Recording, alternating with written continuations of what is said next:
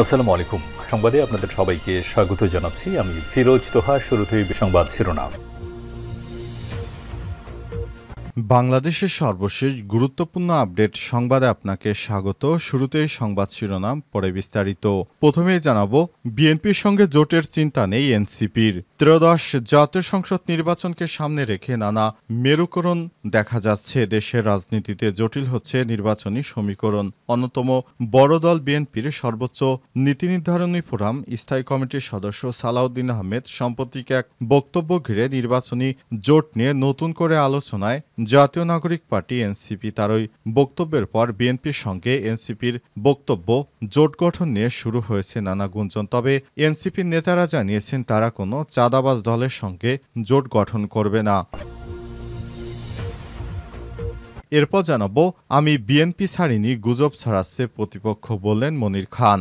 বিএনপির কেন্দ্রীয় সাংস্কৃতিক বিষয়ক সম্পাদক ও জনপ্রিয় কণ্ঠশিল্পী মনির খান দল থেকে পদত্যাগ করেছেন। সামাজিক যোগাযোগ মাধ্যমে এমন গুঞ্জন ছড়ালেও তা সম্পূর্ণ অস্বীকার করেছেন তিনি। আজ এক প্রতিক্রিয়ায় তিনি বলেছেন, আমি বিএনপি থেকে পদত্যাগ করিনি। কিছু স্বার্থান্বেষী মহল 2018 সালে পুরনো একটি ঘটনাকে সামনে আনছে বারবার। এদিকে নির্বাচন বানচাল করতেই পরিকল্পিতভাবে হত্যাকাণ্ড ঘটানো হচ্ছে অভিযোগ করলেন বিএনপি নেতা দুদু। বিএনপির ভাইস চেয়ারম্যান শামসুজ্জামান দুদু অভিযোগ করে বলেছেন, বাংলাদেশের গণতন্ত্র উত্তরণ যেন না হয় সেজন্য মিটফোর্ডে হত্যাকাণ্ড পরিকল্পিতভাবে ঘটানো হচ্ছে। অথচ বিএনপির নেতাকর্মীরা এসব হত্যাকাণ্ড এবং চাঁদাবাজির সঙ্গে যুক্ত। তারা সরাসরি এখন অন্তর্বর্তীকালীন সরকার প্রধান উপদেষ্টার উপর দায় দিতে চায়। এদিকে বিএনপির জনসমর্থন ক্ষুণ্ণ করতে ষড়যন্ত্র করছে দু একটি ইসলামিক দল, অভিযোগ রিজভির। বিএনপির জনসমর্থন ক্ষুণ্ণ করতে বাংলাদেশে ইসলামী দলগুলো ষড়যন্ত্র শুরু করেছে, এই অভিযোগ করেছেন বিএনপির সিনিয়র যুগ্ম মহাসচিব রুহুল কবির রিজভী। আজ জাতীয় প্রেস ক্লাবের সামনে ঢাকা মহানগর উত্তর ও দক্ষিণ ডক্টরস অ্যাসোসিয়েশন অব বাংলাদেশ ড্যাব আয়োজিত এক অনুষ্ঠানে এই অভিযোগ করেছেন তিনি। এবং সর্বশেষ জানাবো, এবার ইসরায়েলের নেতানিয়াহু সরকারের পতনের ডাক। গাজা যুদ্ধবিরতি ও বন্দি বিনিময় চুক্তির পথে প্রধান অন্তরায় হয়ে উঠেছে ইসরায়েলের প্রধানমন্ত্রী বেঞ্জামিন নেতানিয়াহু। তাই তিনি যেহেতু যুদ্ধবিরতি করতে সম্মত হননি, এ কারণে তার বিরুদ্ধে এবার পদত্যাগের ডাক উঠেছে। সারা দেশব্যাপী মানুষ মাঠে নেমেছে নেতানিয়াহুর পতনের জন্য। প্রিয় দর্শক, এতক্ষণ শুনছিলেন সংবাদ শিরোনাম, এবারে বিস্তারিত। তবে তার আগে বন্ধুরা, অনুরোধ থাকবে এই সংবাদটিতে একটি লাইক দিন।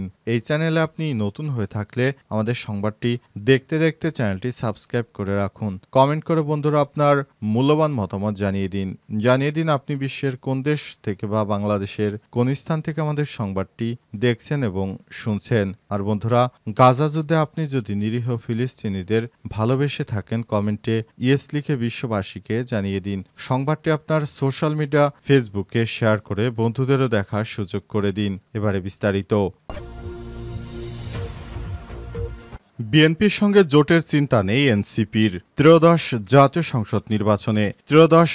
সংসদ নির্বাচনকে সামনে রেখে নানা মেরুকরণ হতে দেখা যাচ্ছে। অনেকেই বলছে এনসিপির সঙ্গে বিএনপি জোটে যাবে, তবে এনসিপি থেকে স্পষ্ট বলে দেওয়া হয়েছে আমরা কোনো চাঁদাবাজ দলের সঙ্গে জোটে যাব না। আবার বাংলাদেশ জামাত ইসলামের পক্ষ থেকে বলা হয়েছে বিএনপি যে চাঁদাবাজি শুরু করছে, মানুষকে হত্যা শুরু করেছে, সব হত্যাকারী দলের সঙ্গে আমরা রাজনীতিতে একসঙ্গে যেতে পারি না, এটি আমাদের আদর্শের পরিপন্থী। বিএনপির নেতাকর্মীরা যে ধরনের চাঁদাবাজি সারা দেশ জুড়ে হত্যাকাণ্ড শুরু করেছে, শেখ হাসিনার 15 বছরের শাসন আমলে এতটা খুন খারাপি হয়নি। মাত্র 1 বছরের ব্যবধানে যে পরিমাণ খুন খারাপি হয়েছে। এনসিপি শীর্ষ পর্যায়ের একাধিক নেতার সঙ্গে কথা বলে জানা যায়, নির্বাচনী জোট নিয়ে এখনই কিছু ভাবছেন না তারা। জোটের বিষয় বিএনপির পক্ষ থেকে সবুজ সংকেত থাকলেও তাতে পা না বাড়ানোর পক্ষে নীতি নির্ধারকরা। এছাড়াও আরেক বড় দল জামাত ইসলামের সঙ্গেও জাতীয় নাগরিক পার্টির ভোটের মাঠে জোট বাঁধার সম্ভাবনা কম, অর্থাৎ কারো সঙ্গে জোটের সঙ্গী হওয়ার চিন্তা আপাতত তাদের নেই। তবে ছোট ছোট দলগুলোর সুযোগ থাকলে এনসিপির সঙ্গে জোট গঠনের আলোচনায় তাদের কোনো নেতা এককভাবে নির্বাচন করা বা সরকার গঠন করার পক্ষেও সক্ষমতার কথা জানিয়েছেন। সম্প্রতি জামাতের সঙ্গে জোট নয়, এনসিপির জন্য দরজা খোলা। বিএনপির স্থায়ী কমিটির সদস্য সালাউদ্দিন আহমেদের এমন বক্তব্য ঘিরে নতুন করে আলোচনায় আসে এনসিপি। এরপরই অনেকেই মনে করেছিল এনসিপি বিএনপির সঙ্গে জোটে যাবে, কিন্তু বিএনপির সঙ্গে তারা জোটে যাবে না, এমনটাই স্পষ্ট করেছে তারা।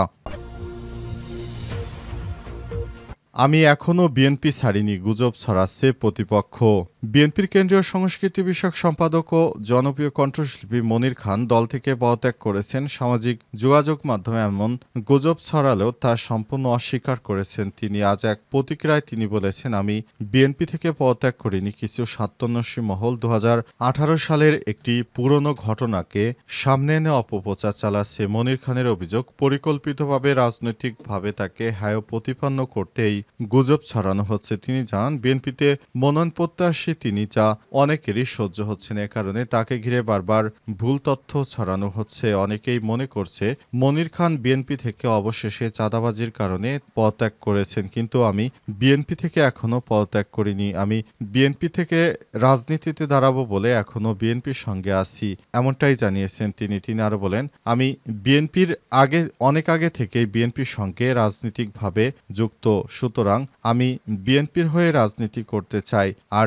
বিএনপির হয়ে রাজনীতি করাটাই আমার জন্য সুবিধাজনক হবে, এমনটাই মনে করেন মনির খান। এ কারণে তিনি বিএনপি শত চাঁদাবাজি করলেও তারপর তিনি বিএনপিকে ছেড়ে যাচ্ছেন না। তিনি বিএনপির হয়ে রাজনৈতিকভাবে ইস্টাবলিশ হতে চাচ্ছেন। তিনি ইতিমধ্যেই বিএনপির একটি পদেও রয়েছেন। এ কারণে মনির খান কোনোভাবেই বিএনপিকে ছেড়ে যেতে চাইছেন না, কারণ বিএনপিকে ছেড়ে গেলে মনির খানের স্বার্থে আঘাত লাগতে পারে। এ কারণে তিনি এখনও বিএনপিতে আছেন এবং বিএনপিতে থেকে তিনি রাজনীতি করবেন, এমনটাই জানা যাচ্ছে। নির্বাচন বানচাল করতেই পরিকল্পিতভাবে হত্যাকাণ্ড ঘটানো হচ্ছে বললেন দুদু। বিএনপির ভাইস চেয়ারম্যান শামসুজ্জামান দুদু অভিযোগ করে বলেছেন, বাংলাদেশে গণতন্ত্রের উত্তরণ যেন না হয়, নির্বাচন যেন না হয়, সেজন্য মিটফোর্ডে হত্যাকাণ্ডের পরিকল্পিত ঘটনাটি ঘটানো হয়েছে। তিনি অভিযোগ করে বলেছেন, বিএনপি সবসময় গণতন্ত্রের পথে, তবে বিএনপির নেতাকর্মীরা চাঁদাবাজি করছে, এটা সত্য, আর হত্যাকাণ্ডের ঘটনাটি বিএনপির নেতাকর্মীরাই ঘটিয়েছে। কিন্তু তিনি বিষয়টিকে এবার স্বীকার করতে চাচ্ছেন না। তিনি চাচ্ছেন বিএনপি নয়, বরং অন্যরাই ষড়যন্ত্র করে এসব হত্যাকাণ্ড ঘটাচ্ছে, যার দায়ভার বিএনপির উপরে দেয়া হচ্ছে। তিনি আরো বলেছেন, শুধু তাই নয়, চাঁদপুরে মসজিদের ইমামের উপর হামলা, খুলনায় সাবেক যুবদল নেতাকে হত্যা, সবই নির্বাচন বানচাল ও দেশে গণতন্ত্র যাতে প্রতিষ্ঠিত না হয় তারই সাজানো নাটক। জাতীয় প্রেস ক্লাবের সামনে সমাজ কল্যাণ পরিষদের উদ্যোগে বিএনপির বিরুদ্ধে দেশি ষড়যন্ত্রের প্রতিবাদে এক সভায় দুদু এসব কথা বলেন। শামসুজ্জামান দুদু আরো বলেন, মিটফোর্টে যে মর্মান্তিক ঘটনা ঘটানো হয়েছে তার তীব্র নিন্দা জানাই। যারা এই ঘটনার সঙ্গে জড়িত তাদের অবিলম্বে গ্রেপ্তার করে দৃষ্টান্তমূলক শাস্তির দাবি জানায়। তিনি আরো বলেছেন যে ছেলেটি নিহত হয়েছে সে যুবদলের কর্মী, তাকে উদ্দেশ্য করে চাঁদাবাজির প্রসঙ্গ তুলে বিএনপির বিরুদ্ধে অপপ্রচার করা হচ্ছে। এই হত্যাকাণ্ড পরিকল্পিতভাবে ঘটানো হচ্ছে যাতে বাংলাদেশের গণতন্ত্রের উত্তরণ না হয়, নির্বাচন যেন না হয়। এই ঘটনার পরিপ্রেক্ষিতে একটি দলের নেতারা বলেছেন, বাংলাদেশে নির্বাচনের পরিবেশ নেই। যারা নির্বাচন পেছোতে চায় তাদের উদ্দেশ্য গণতন্ত্রের পক্ষ নয়, তারা নির্বাচনটাকে নিয়ে ছিনিমিনি খেলার সিদ্ধান্ত নিয়েছে, এমন অভিযোগ করেছেন বিএনপি নেতা। বিএনপির জনসমর্থন ক্ষুণ্ণ করতে ষড়যন্ত্র করছে একটি ইসলামিক দল, অভিযোগ রিজভীর। বিএনপি হচ্ছে বাংলাদেশের একটি জনপ্রিয় রাজনৈতিক দল। তারা দীর্ঘদিন ধরে বাংলাদেশকে শাসন করেছে, আবার নতুন করে তারা ক্ষমতা আসতে চলেছে, এমন দাবি জানিয়ে বিএনপির সিনিয়র যুগ্ম মহাসচিব অ্যাডভোকেট রুহুল কবির রিজভী বলেছেন, আমি বলতে চাই একটি রাজনৈতিক দল যারা দীর্ঘদিন ধরে বাংলাদেশটাকে শাসনের পাশাপাশি গণতন্ত্র প্রতিষ্ঠায় সর্বদা তারা আন্দোলন সংগ্রাম করে যাচ্ছে। বিএনপির নেতাকর্মীরা সবসময় বাংলাদেশটাকে কিভাবে সুন্দর একটি জায়গায় নিয়ে যাওয়া যায় সেজন্য কাজ করছে। বিগত 17 বছর ধরে আমরা ফ্যাসিস্ট সরকারের পদত্যাগের দাবিতে আন্দোলন সংগ্রাম করে অবশেষে সফল হয়েছি। তবে এখন দেখা যাচ্ছে যারা 1971 সালে বাংলাদেশের মহান স্বাধীনতার বিরুদ্ধে অবস্থান করছিল তারাই এখন বিএনপির বিরুদ্ধে ষড়যন্ত্র শুরু করেছে। একটি ইসলামিক দল তারা সবাই মিলে বিএনপিকে ষড়যন্ত্রের জালে আটকে আটকাতে চাইছে। তবে বিএনপি নেতাকর্মীরা এসব ষড়যন্ত্র মোকাবিলা করে আবারও রাজপথে সক্রিয় হতে শুরু করেছে। বিএনপি ফিনিক্স পাখির মতো তাদেরকে যতই সরানোর চেষ্টা করা হোক, তারা বাংলাদেশের একটি গণতান্ত্রিক ব্যবস্থা পুনরুদ্ধার করতে চায়। সুতরাং রিজভী আরও বলেছেন, গণতন্ত্রের বিরুদ্ধে সমস্ত অপপ্রচার ও ষড়যন্ত্র আমরা সামাল দিতে পারব, কারণ জনগণ আমাদের সঙ্গে রয়েছে। আমরা নতুন করে আবারও সামনের দিকে এগিয়ে যেতে পারব, এমন প্রত্যাশা ব্যক্ত করেছেন বিএনপির এই সিনিয়র যুগ্ম মহাসচিব।